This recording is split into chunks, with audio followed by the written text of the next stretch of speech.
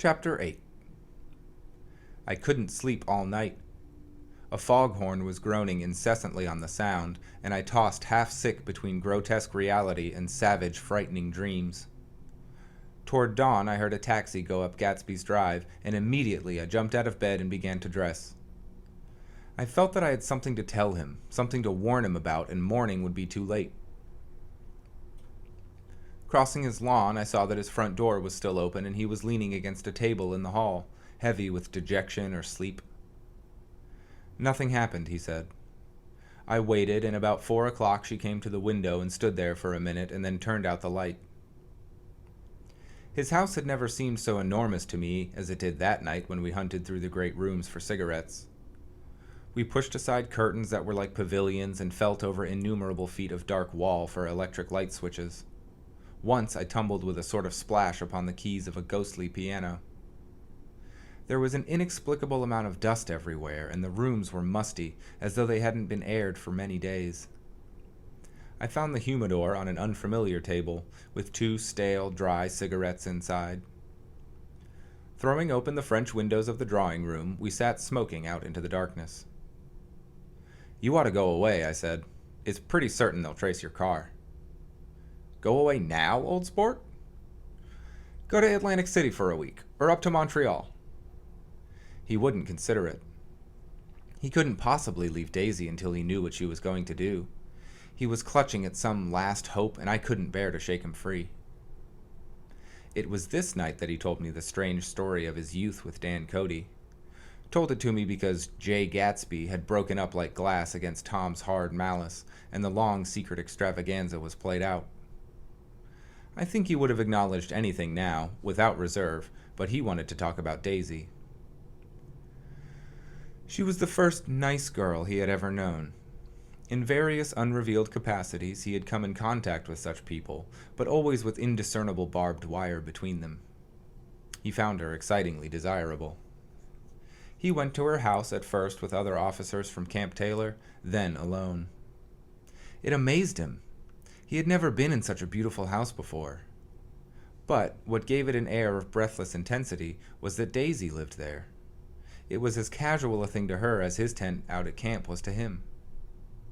There was a ripe mystery about it, a hint of bedrooms upstairs more beautiful and cool than other bedrooms, of gay and radiant activities taking place through its corridors, and of romances that were not musty and laid away already in lavender, but fresh and breathing and redolent of this year's shining motor cars, and of dances whose flowers were scarcely withered. It excited him, too, that many men had already loved Daisy. It increased her value in his eyes. He felt their presence all about the house, pervading the air with the shades and echoes of still vibrant emotions. But he knew that he was in Daisy's house by a colossal accident. However glorious might his future be as Jay Gatsby, he was, at present, a penniless young man without a past, and at any moment the invisible cloak of his uniform might slip from his shoulders.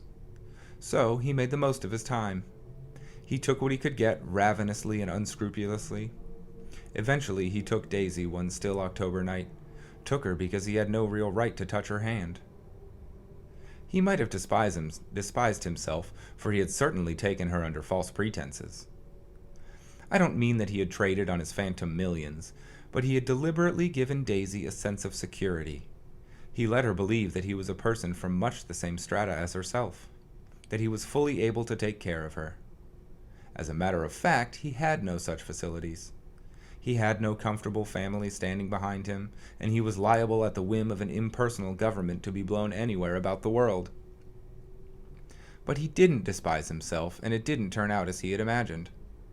He had intended, probably, to take what he could and go. But now he found that he had committed himself to the following of a grail. He knew that Daisy was extraordinary, but he didn't realize just how extraordinary a nice girl could be. She vanished into her rich house, into her rich, full life, leaving Gatsby nothing. He felt married to her, that was all. When they met again 2 days later, it was Gatsby who was breathless, who was, somehow, betrayed. Her porch light was bright with the bought luxury of starshine. The wicker of the settee squeaked fashionably as she turned toward him, and he kissed her curious and lovely mouth. She had caught a cold, and it made her voice ever huskier and more charming than ever. And Gatsby was overwhelmingly aware of the youth and mystery that wealth imprisons and preserves, of the freshness of many clothes, and of Daisy, gleaming like silver, safe and proud above the hot struggles of the poor. I can't describe to you how surprised I was to find out I loved her, old sport. I even hoped for a while that she'd throw me over, but she didn't, because she was in love with me, too. She thought I knew a lot because I knew different things from her. Well, there I was, way off my ambitions, getting deeper in love every minute, and all of a sudden I didn't care. What was the use of doing great things if I could have a better time telling her what I was going to do? On the last afternoon before he went abroad, he sat with Daisy in his arms for a long, silent time. It was a cold fall day with fire in the room and her cheeks flushed. Now and then she moved and he changed his arm a little, and once he kissed her dark, shining hair. The afternoon had made them tranquil for a while, as if to give them a deep memory for the long parting the next day promised. They had never been closer in their month of love, nor communicated more profoundly one with another than when she brushed silent lips against his coat's shoulder, or when he touched the end of her fingers gently as though she were asleep. He did extraordinarily well in the war. He was a captain before he went to the front, and, following the Argonne battles, he got his majority in the command of the divisional machine guns. After the armistice, he tried frantically to get home, but some complication or misunderstanding sent him to Oxford instead. He was worried now. There was a quality of nervous despair in Daisy's letters. She didn't see why he couldn't come. She was feeling the pressure of the world outside, and she wanted to see him and feel his presence beside her and be reassured that she was doing the right thing after all. For Daisy was young, and her artificial world was redolent of orchids and pleasant, cheerful snobbery and orchestras which set the rhythm of the year, summing up the sadness and suggestiveness of life in new tunes. All night the saxophones wailed with the hopeless comment of the Beale Street Blues, while 100 pairs of golden and silver slippers shuffled the shining dust. At the gray tea hour there were always rooms that throbbed incessantly with this low, sweet fever, while fresh faces drifted here and there like rose petals blown by the sad horns around the floor. Through this twilight universe Daisy began to move again with the season. Suddenly she was again keeping 6 dates a day with 6 men, and drowsing asleep at dawn with the beads and chiffon of an evening dress tangled among dying orchids on the floor beside her bed. And all the time something within her was crying for a decision. She wanted her life shaped now, immediately, and the decision must be made by some force, of love, of money, of unquestionable practicality. That was close at hand. That force took shape in the middle of spring with the arrival of Tom Buchanan. There was a wholesome bulkiness about his person and his position, and Daisy was flattered. Doubtless there was a certain struggle and a certain relief. The letter reached Gatsby while he was still at Oxford. It was dawn now on Long Island, and we went about opening the rest of the windows downstairs, filling the house with the gray turning, gold turning light. The shadow of a tree fell abruptly across the dew, and ghostly birds began to sing among the blue leaves. There was a slow, pleasant movement in the air, scarcely a wind, promising a cool, lovely day. I don't think she ever loved him. Gatsby turned around from a window and looked at me challengingly. You must remember, old sport, she was very excited this afternoon.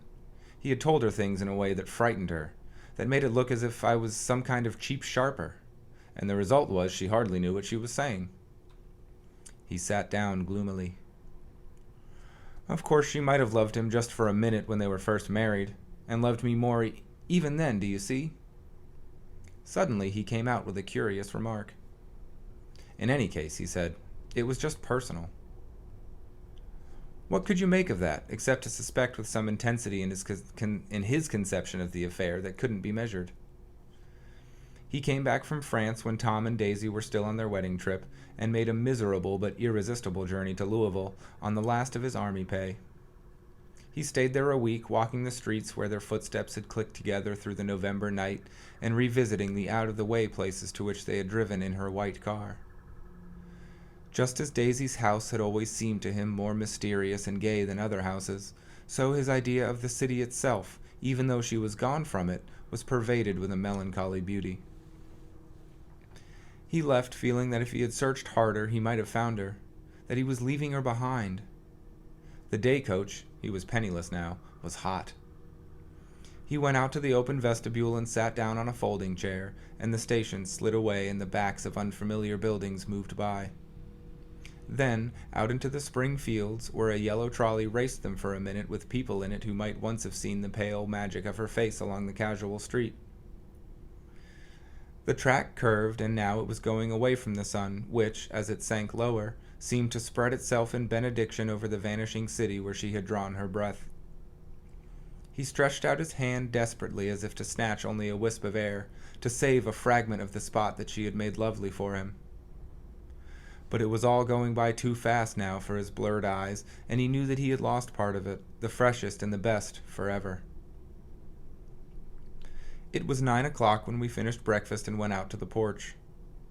The night had made a sharp difference in the weather, and there was an autumn flavor in the air.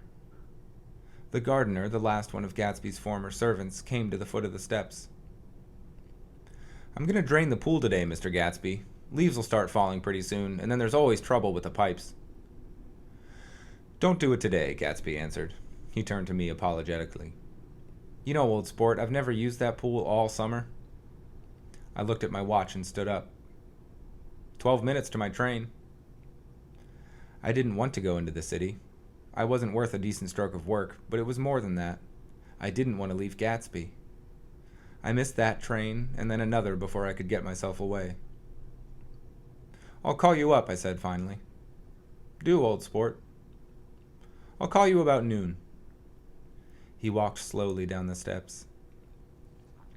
"I suppose Daisy'll call too." He looked at me anxiously as if he hoped I'd corroborate this. "I suppose so." "Well, goodbye." We shook hands and I started away. Just before I reached the hedge, I remembered something and turned around. "They're a rotten crowd," I shouted across the lawn. "You're worth the whole damn bunch put together." I've always been glad I said that. It was the only compliment I ever gave him because I disapproved of him from beginning to end.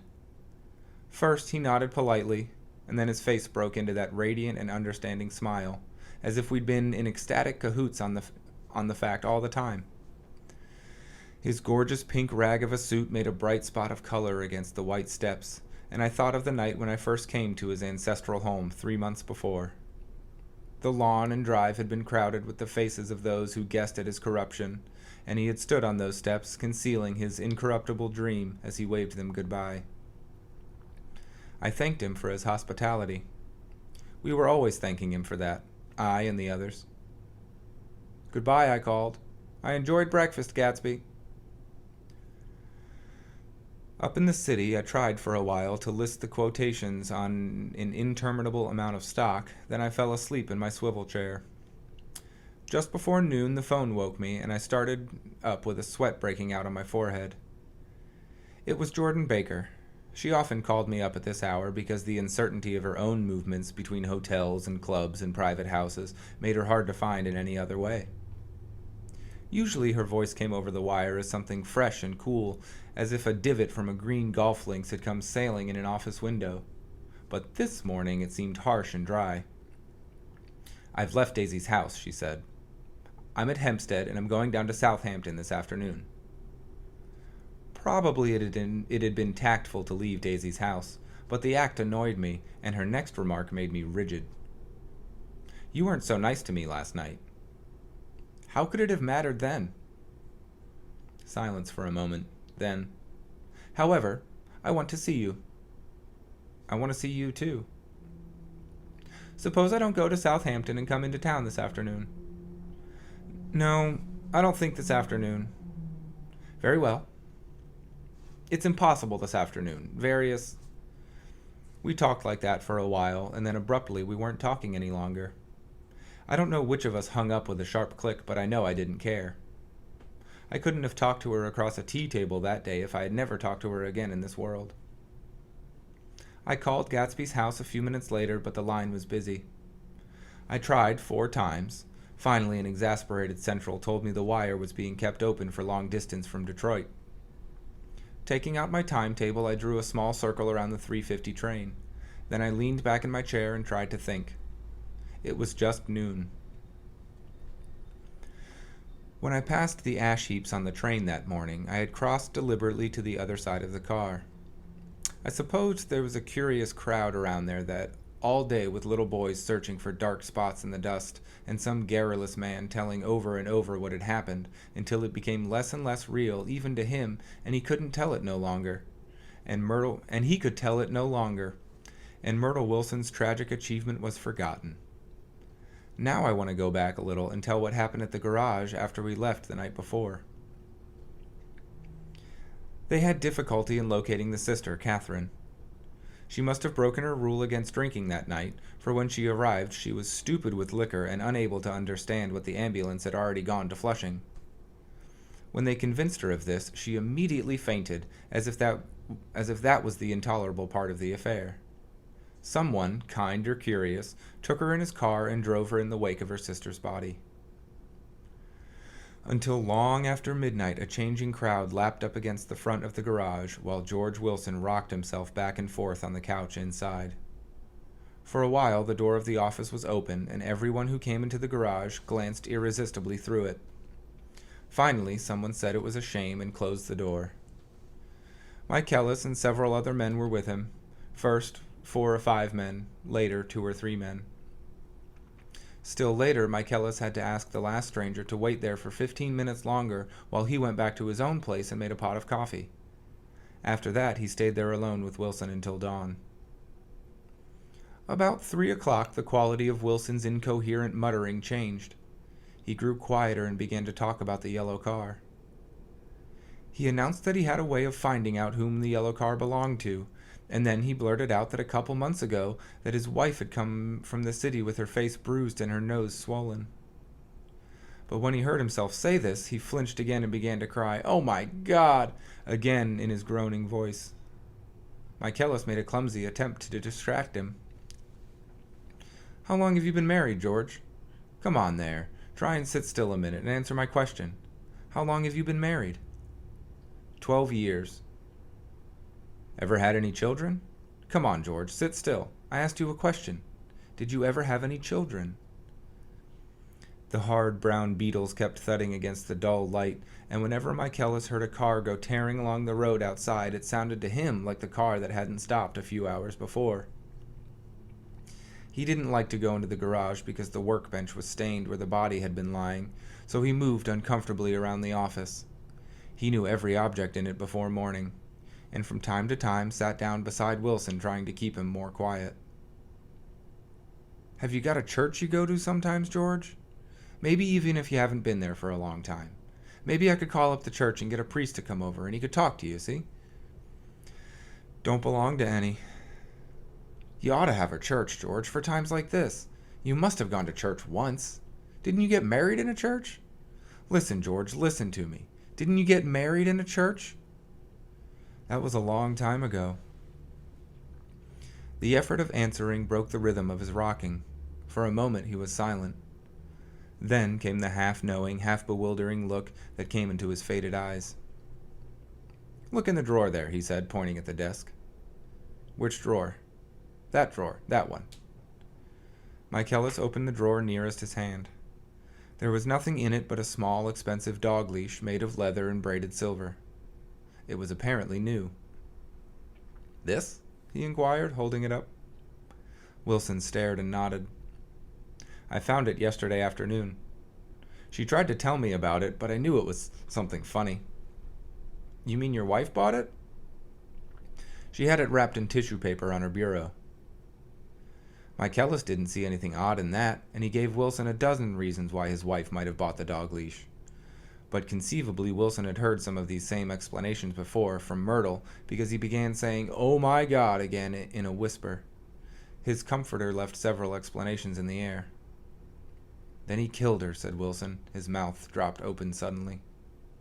"Who did?" "I have a way of finding out." "You're morbid, George," said his friend. "This has been a strain to you, and you don't know what you're saying. You better try and sit quiet till morning. He murdered her. It was an accident, George. Wilson shook his head. His eyes narrowed and his mouth widened slightly with the ghost of a superior. I know, he said definitely. I'm one of those trusting fellas, and I don't think any harm to nobody. But when I get to know a thing, I know it. It was the man in that car. She ran out to speak to him, and he wouldn't stop. Michaelis had seen this too, but it hadn't occurred to him that there was any special significance in it. He believed that Mrs. Wilson had been running away from her husband rather than trying to stop any particular car. How could she have been like that? She's a deep one, said Wilson, as if that answered the question. He began to rock again, and Michaelis stood twisting the leash in his hand. Maybe you got some friend that I could telephone for, George? This was a forlorn hope. He was almost sure that Wilson had no friend. There was not enough of him for his wife. He was glad a little later when he noticed a change in the room, a blue quickening by the window, and he realized that dawn wasn't far off. About 5 o'clock, it was blue enough outside to snap off the light. Wilson's glazed eyes turned out to the ash heaps where small gray clouds took on fantastic shapes and scurried here and there in the faint dawn wind. I spoke to her, he muttered, after a long silence. I told her she might fool me, but she couldn't fool God. I took her to the window. With an effort, he got up and walked to the rear window and leaned with his face pressed against it. And I said, God knows what you've been doing, everything you've been doing. You may fool me, but you can't fool God. Standing behind him, Michaelis saw with a shock that he was looking at the eyes of Dr. T.J. Eckelberg, which had just emerged, pale and enormous, from the dissolving light. God sees everything, repeated Wilson. That's an advertisement, Michaelis assured him. Something made him turn away from the window and look back into the room. But Wilson stood there a long time, his face close to the window pane, nodding into the twilight. By 6 o'clock, Michaelis was worn out and grateful for the sound of a car stopping outside.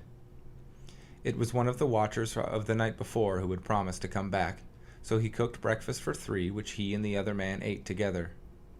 Wilson was quieter now, and Michaelis went home to sleep. When he awoke 4 hours later and hurried back to the garage, Wilson was gone. His movements, he was on foot all the time, were afterward traced to Port Roosevelt, and then to Gad's Hill, where he bought a sandwich that he didn't eat, and then a cup of coffee. He must have been tired and walking slowly, for he didn't reach Gad's Hill until noon. Thus far, there was no difficulty in accounting for his time.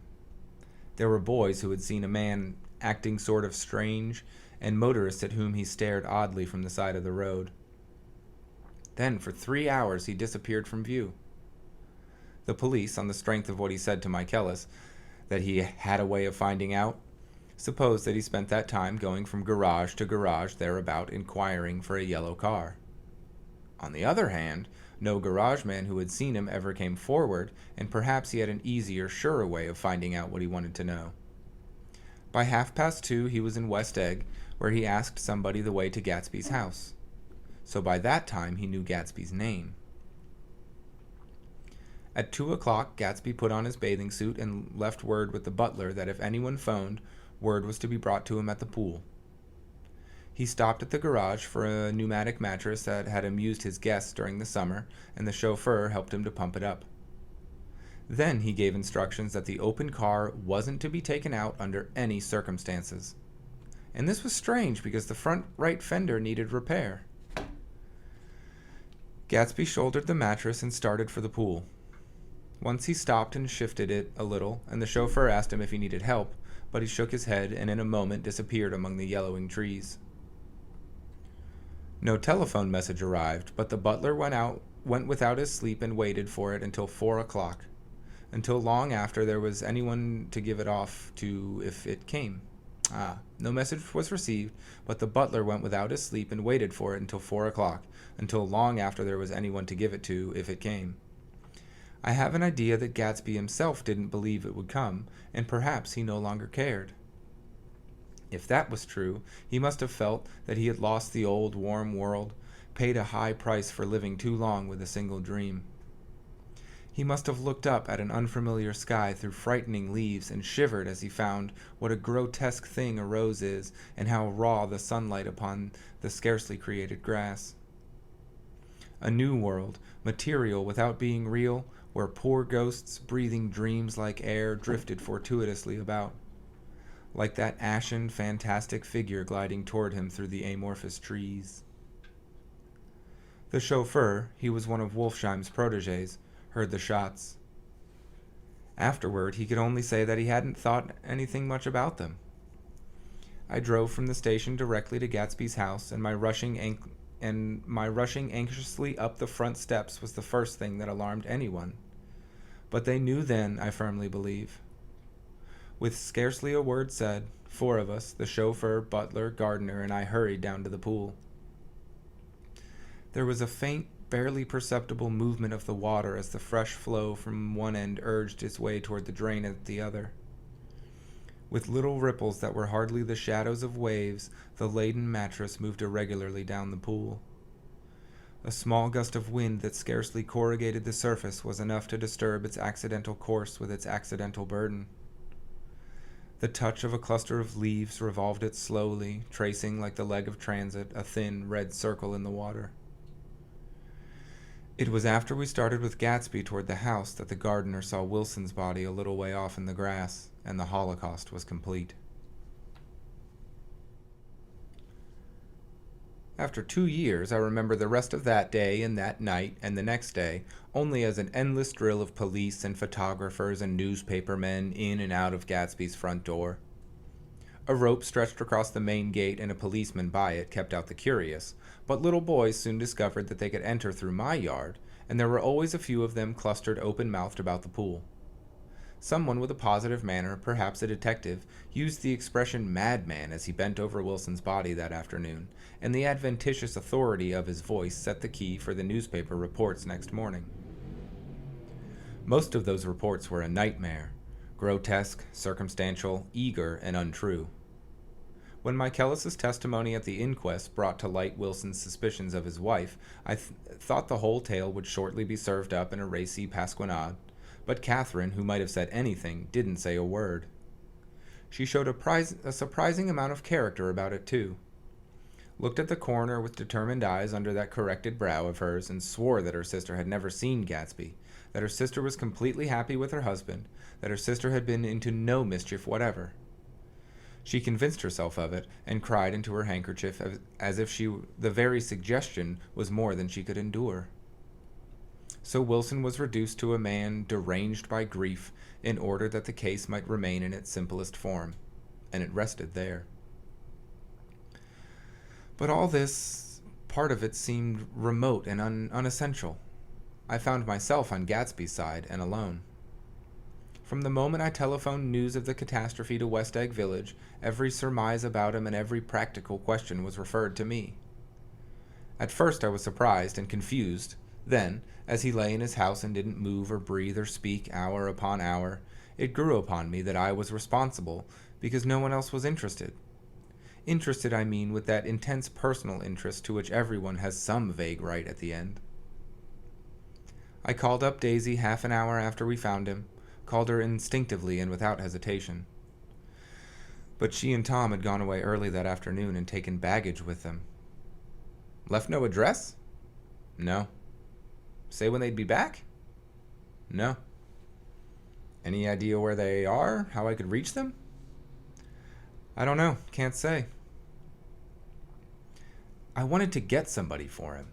I wanted to go into the room where he lay and reassure him, I'll get somebody for you, Gatsby. Don't worry. Just trust me and I'll get somebody for you. Meyer Wolfsheim's name wasn't in the phone book. The butler gave me his office address on Broadway, and I called information, but by the time I had the number, it was long after 5, and no one answered the phone. Will you ring again? I've rung 3 times. It's very important. Sorry, I'm afraid no one's there. I went back to the drawing room and thought for an instant that they were chance visitors, all these official people who suddenly filled in.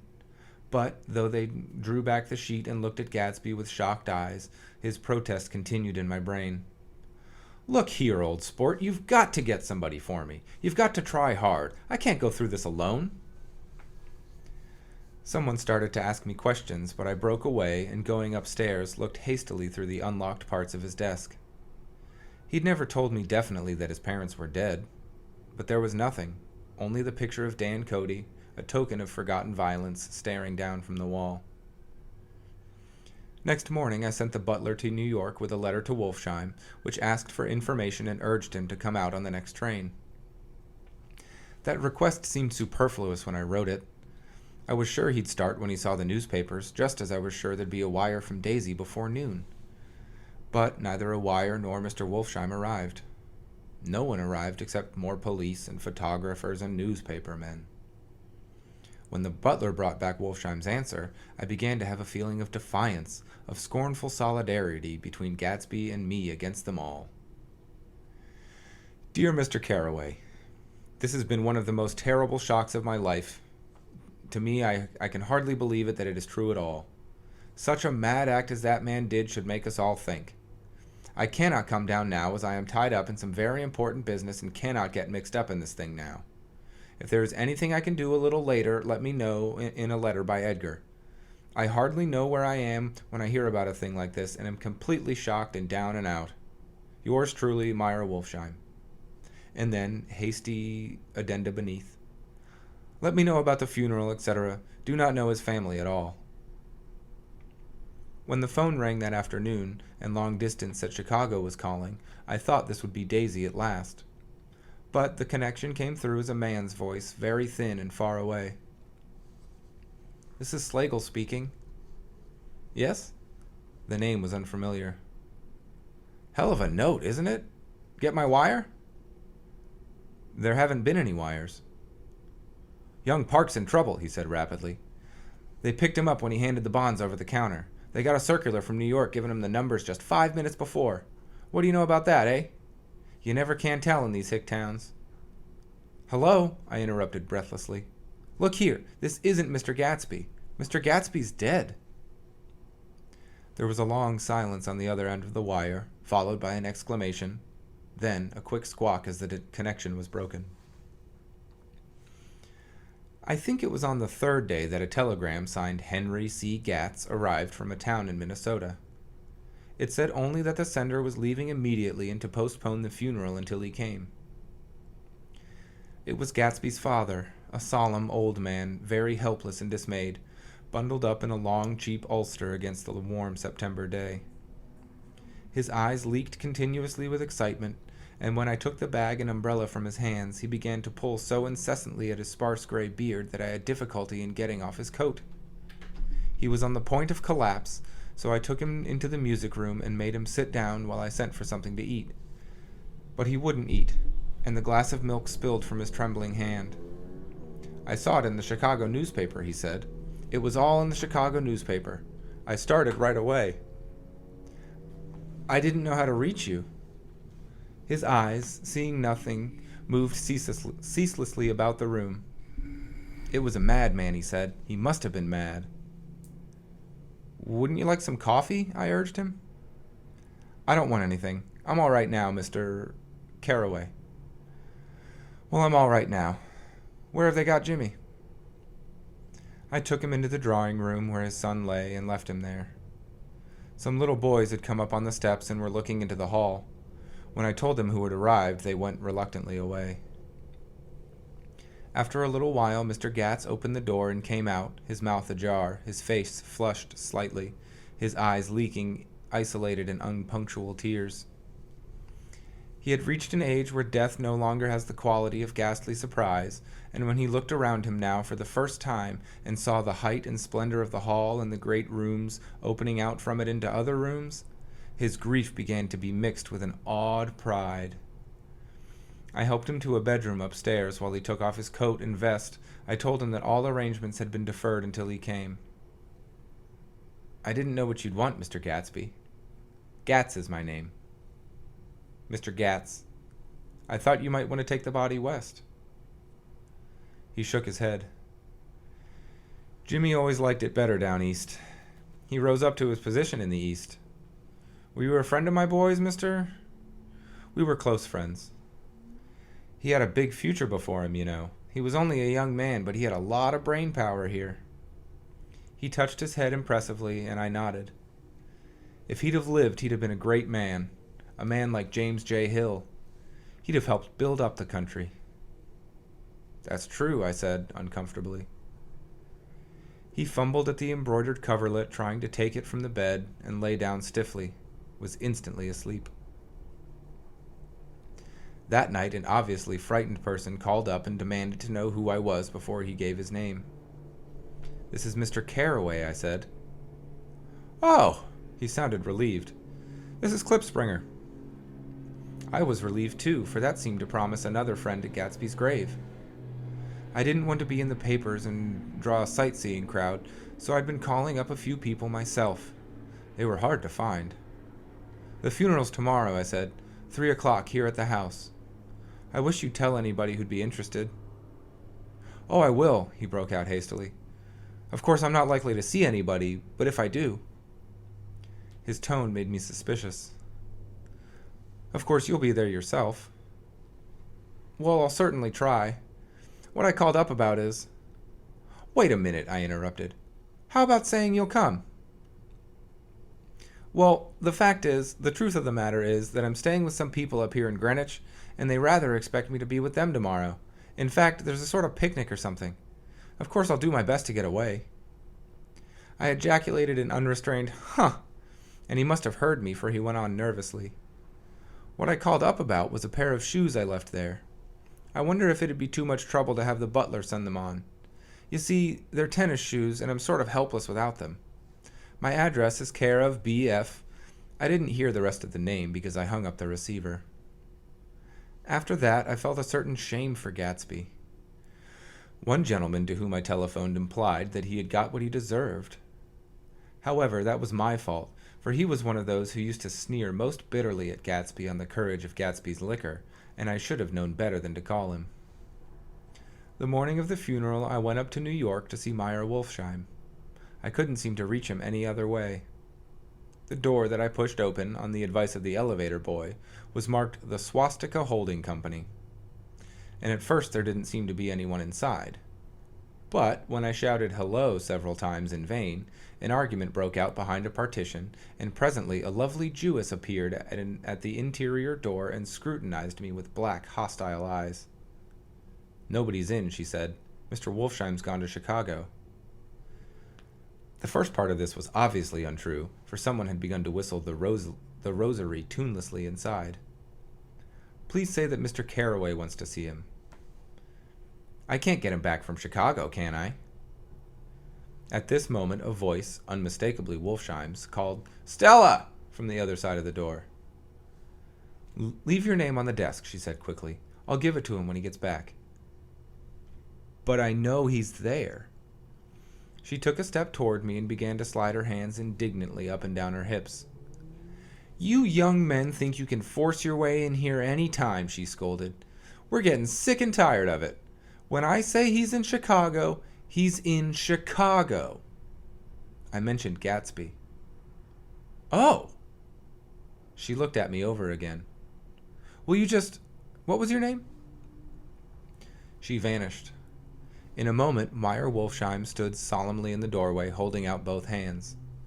He drew me into his office, remarking in a reverent voice that it was a sad time for all of us, and offered me a cigar. My memory goes back to when I first met him, he said. A young major just out of the army and covered over with the medals he got in the war. He was so hard up he had to keep on wearing his uniform because he couldn't buy some regular clothes. First time I saw him was when he came into Weinbrenner's pool room at 43rd Street and asked for a job. He hadn't eaten anything for a couple days. Come on, have some lunch with me, I said. He ate more than $4 worth of food in half an hour. Did you start him in business? I inquired. Start him? I made him. Oh. I raised him up out of nothing, right out of the gutter. I saw right away he was a fine-appearing, gentlemanly young man, and when he told me he was at Oxford, I just knew I could use him good. I got him to join the American Legion, and he used to stand high there. Right off, he did some work for a client of mine up to Albany. We were so thick like that in everything. He held up two bulbous fingers. Always together. I wondered if this partnership had included the World Series transaction in 1919. And now he's dead, I said after a moment. You were his closest friend, so I know you'll want to come to his funeral this afternoon. I'd like to come. Well, come then. The hair in his nostrils quivered slightly, and as he shook his head, his eyes filled with tears. I can't do it. I can't get mixed up in it, he said. There's nothing to get mixed up in. It's all over now. When a man gets killed, I never like to get mixed up in it in any way. I keep out.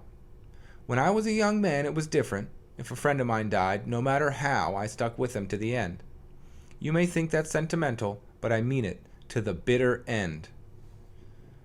I saw that for some reason of his own, he was determined not to come, so I stood up. Are you a college man? He inquired suddenly.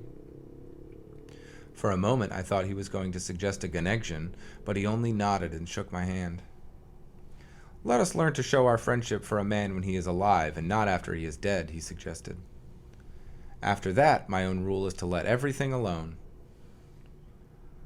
When I left his office, the sky had turned dark and I got back to West Egg in a drizzle. After changing my clothes, I went next door and found Mr. Gatz walking up and down excitedly in the hall. His pride in his son and his son's possessions was continually increasing, and now he had something to show me. Jimmy sent me this picture. He took out his wallet with trembling fingers. Look there. It was a photograph of the house, cracked in the corners and dirty with many hands. He pointed out every detail to me eagerly. Look there! And then sought admiration from my eyes. He had shown it so often that I think it was more real to him now than the house itself. Jimmy sent it to me. I think it's a very pretty picture. It shows up well. Very well. Had you seen him lately? He came out to see me 2 years ago and bought me the house I live in now.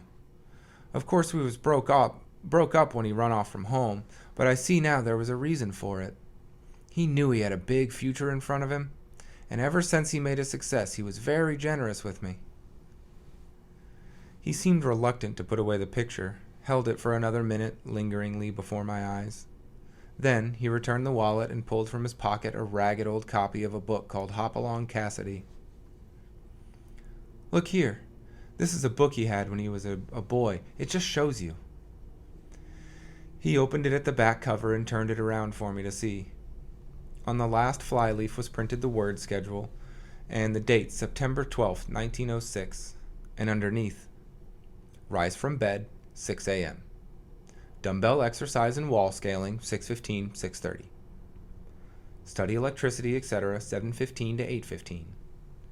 Work, 8:30 to 4:30 p.m. Baseball and sports, 4:30 to 5. Practice elocution, poise, and how to attain it, 5 to 6. Study needed inventions, 7 to 9.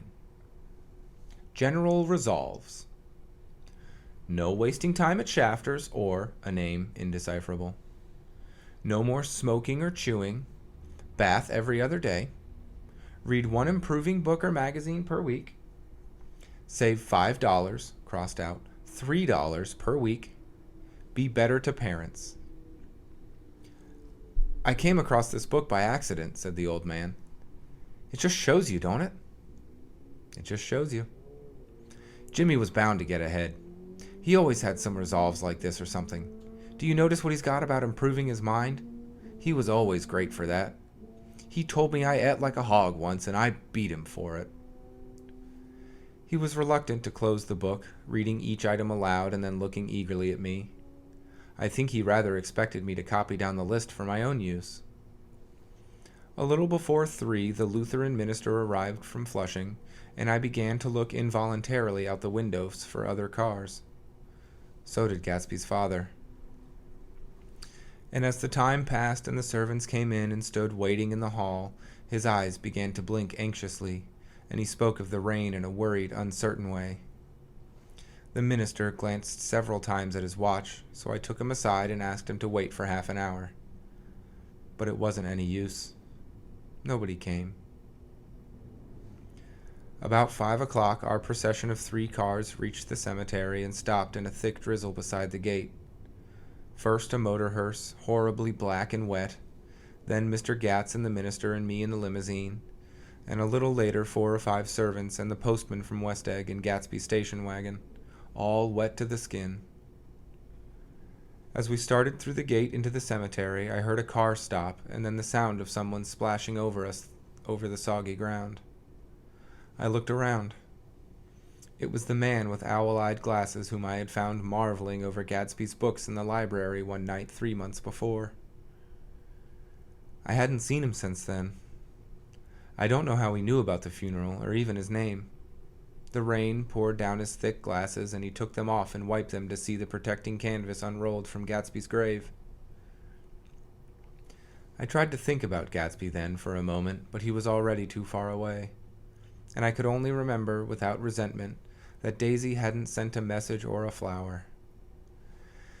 Dimly I heard someone murmur, "Blessed are the dead that the rain falls on." And then the owl-eyed man said, "Amen to that," in a brave voice. We straggled down quickly through the rain to the cars. Owl Eyes spoke to me by the gate. "I couldn't get to the house," he remarked. "Neither could anybody else." "Go on," he started. "Why, my God, they used to go there by the hundreds." He took off his glasses and wiped them again, outside and in. "The poor son of a bitch," he said. One of my most vivid memories is of coming back west from prep school and later from college at Christmas time. Those who went farther than Chicago would gather in the old dim Union Station at 6 o'clock of a December evening, with a few Chicago friends already caught up into their own holiday gaieties to bid them a hasty goodbye. I remember the fur coats of the girls returning from Miss This or That's, and the chatter of frozen breath, and the hands waving overhead as we caught sight of old acquaintances, and the matchings of invitations. "Are you going to the Ordways, the Herzeys, the Schultzes?" And the long green tickets clasped tightly in our gloved hands, and the last murky yellow cars of the Chicago, Milwaukee, and St. Paul Railroad looking cheerful as Christmas itself on the tracks beside the gate. When we pulled out into the winter night and the real snow, our snow, began to stretch out beside us and twinkle against the windows, and the dim light of small Wisconsin stations moved by, a sharp, wild brace came suddenly into the air. We drew in deep breaths of it as we walked back from dinner through the cold vestibules, unutterably aware of our identity with this country for one strange hour, before we melted indistinguishably into it again. That's my Middle West. Not the wheat or the prairies or the lost Swede towns, but the thrilling returning trains of my youth, and the street lamps and sleigh bells in the frosty dark, and the shadows of holly wreaths thrown by lighted windows on the snow. I am part of that, a little solemn with the feel of those long winters, a little complacent from growing up in the Caraway house in a city where dwellings are still called through decades by a family's name. I see now that this has been a story of the West after all. Tom and Gatsby, Daisy and Jordan and I were all Westerners, and perhaps we possessed some deficiency in common which made us subtly unadaptable to Eastern life. Even when the East excited me most, even when I was most keenly aware of its superiority to the bored, sprawling, swollen towns beyond the Ohio, with their interminable inquisitions which spared only the children and the very old, even then it had always for me been a quality of distortion. West Egg, especially, still figures in my more fantastic dreams. I see it as a night scene by El Greco, 100 houses at once conventional and grotesque, crouching under a sullen, overhanging sky and a lusterless moon. In the foreground, 4 solemn men in dress suits are walking along the sidewalk with a stretcher on which lies a drunken woman in a white evening dress. Her hand, which dangles over the side, sparkles cold with jewels. Gravely, the men turn in at a house, the wrong house, but no one knows the woman's name, and no one cares. After Gatsby's death, the East was haunted for me like that, distorted beyond my eyes' power of correction. So when the blue smoke of brittle leaves was in the air, and the wind blew the wet laundry stiff on the line, I decided to come back home. There was one thing to be done before I left, an awkward, unpleasant thing that perhaps had been better left alone. But I wanted to leave things in order and not just trust that obliging and indifferent sea to sweep my refuse away. I saw Jordan Baker and talked over and around what had happened to us together and what had happened afterward to me, and she lay there perfectly still, listening in a big chair. She was dressed to play golf, and I remember thinking she looked like a good illustration, her chin raised a little jauntily, her hair the color of an autumn leaf, her face the same brown tint as the fingerless glove on her knee. When I had finished, she told me without comment that she was engaged to another man. I doubted that, though there were several she could have married at a nod of her head, but I pretended to be surprised. For just a minute I wondered if I wasn't making a mistake. Then I thought it all over again quickly and got up to say goodbye. "Nevertheless, you did throw me over," said Jordan suddenly. "You threw me over on the telephone. I don't give a damn about you now, but it was a new experience for me, and I felt a little dizzy for a while." We shook hands. "Oh, and do you remember," she added, "a conversation we had once about driving a car?" "Why, not exactly." "You said a bad driver was only safe until she met another bad driver? Well, I met another bad driver, didn't I? I mean, it was careless of me to make such a wrong guess. I thought you were rather an honest, straightforward person. I thought it was your secret pride." "I'm 30, I said. "I'm 5 years too old to lie to myself and call it an honor." She didn't answer. Angry and half in love with her and tremendously sorry, I turned away. One late afternoon in October, I saw Tom Buchanan. He was walking ahead of me along Fifth Avenue in his alert, aggressive way, his hands out a little from his body as if to fight off interference, his head moving sharply here and there, adapting itself to his restless eyes. Just as I slowed up to avoid overtaking him, he stopped and began frowning into the windows of a jewelry store. Suddenly, he saw me and walked back, holding out his hand. "What's the matter, Nick? Do you object to shaking hands with me?" "Yes, you know what I think of you." "You're crazy, Nick," he said quickly. "Crazy as hell. I don't know what's the matter with you." "Tom," I inquired, "what did you say to Wilson that afternoon?" He stared at me without a word, and I knew I had guessed right about those missing hours. I started to turn away, but he took a step after me and grabbed my arm. "I told him the truth," he said. "He came to the door while we were getting ready to leave, and when I sent down word that we weren't in, he tried to force his way upstairs. He was crazy enough to kill me if I hadn't told him who owned the car. His hand was on a revolver in his pocket every minute he was in the house." He broke off defiantly. "What if I did tell him? That fellow had it coming to him. He threw dust into your eyes just like he did in Daisy's, but he was a tough one. He ran over Myrtle like you'd run over a dog and never even stopped his car." There was nothing I could say, except the one unutterable fact that it wasn't true. "And if you think I didn't have my share of suffering, look here. When I went to give up that flat and saw that damn dog of dog biscuits sitting there on the sideboard, I sat down and cried like a baby. By God, it was awful." I couldn't forgive him or like him, but I saw that what he had done was, to him, entirely justified. It was all very careless and confused. They were careless people, Tom and Daisy. They smashed up things and creatures and then retreated back into their money or their vast carelessness, or whatever it was that kept them together, and let other people clean up the mess they had made. I shook hands with him. It seemed silly not to, for I felt suddenly as though I were talking to a child. Then he went into the jewelry store to buy a pearl necklace, or perhaps only a pair of cuff buttons, rid of my provincial squeamishness forever. Gatsby's house was still empty when I left. The grass on his lawn had grown as long as mine. One of the taxi drivers in the village never took a fare past the entrance gate without stopping for a minute and pointing inside. Perhaps it was he who drove Daisy and Gatsby over to West Egg the night of the accident, and perhaps he had made a story about it all his own. I didn't want to hear it, and I avoided him when I got off the train. I spent my Saturday nights in New York because those gleaming, dazzling parties of his were with me so vividly that I could still hear the music and the laughter, faint and incessant from his garden and the cars going up and down his drive. One night I did hear a material car there and saw its lights stop at his front steps, but I didn't investigate.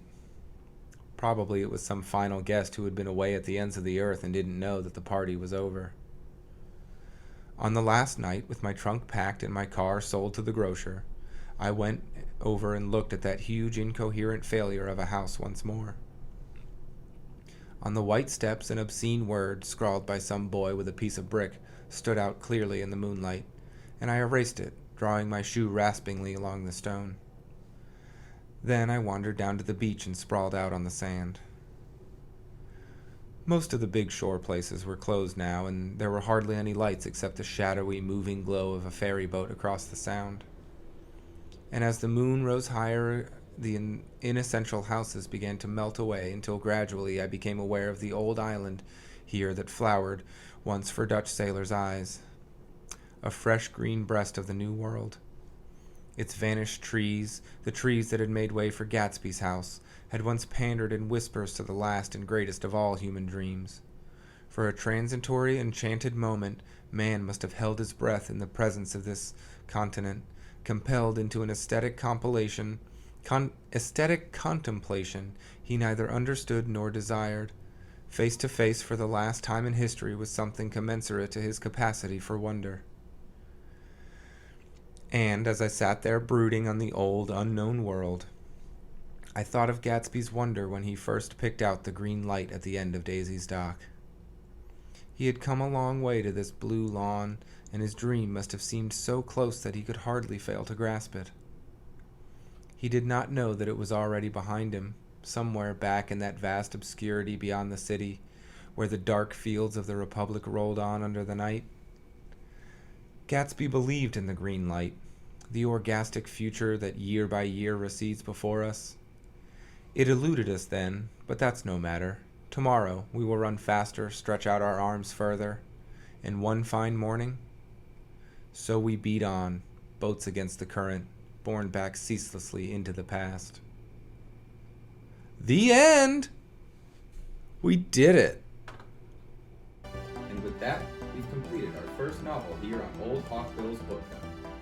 Coming up next, we'll be doing a two-parter with Jules Verne's From the Earth to the Moon and Round the Moon.